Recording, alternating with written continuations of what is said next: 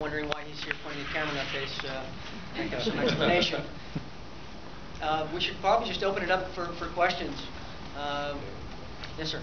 I've never read the source material, but I saw that this was based on short stories. What percentage is short stories, and what percentage is you or your own experience? 20%. Can you hear back there? The question was how much of it was based on the Jack Hitt book. You know, what I wanted to do is I didn't want to have anybody else's experience influence the screenplay. I'd started writing. I had this idea, the hook, the dramatic narrative of his characters, Tom's son dying. That got him to Spain. We knew that we were going to design a Wizard of Oz type theme, that he was our Dorothy. He would meet the Tin Man and the Cowardly Lion and the Scarecrow. I didn't have my Scarecrow. And again, I didn't want to read Shirley's book. I didn't want to read Paulo Coelho's book. I didn't want to be influenced, like I said.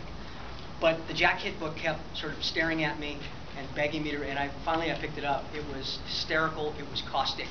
It was cynical. But it was also very, very true.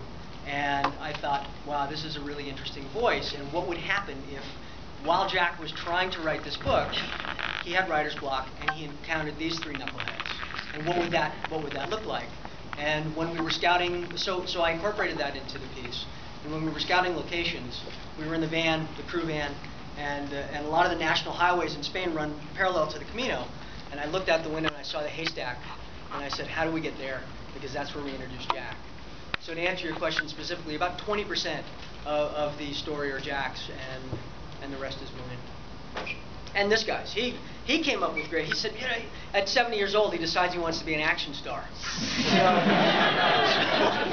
So he says, hey, how about you know, there's this idea I have, and the bag falls in the river, and I heroically jump in after it. And I said, well, we'll think about that. We'll figure out if there's a way to organically incorporate that into the piece. We'll figure it out, and we did. So we bring him out the day before we shoot because he wanted to see the river, and it was probably knee high, and he's looking at it. It's pretty tranquil, and he's like, okay, I can do this. What he didn't know was that the next day we had arranged for the upstream dam to release water and create a real rapid situation. So, and it was much more perilous. So now we bring him back to the set, and there he is, and he looks at the river and he says, "Oi." Whose idea was this? But it was a collaboration, really, between Martin and I from the beginning.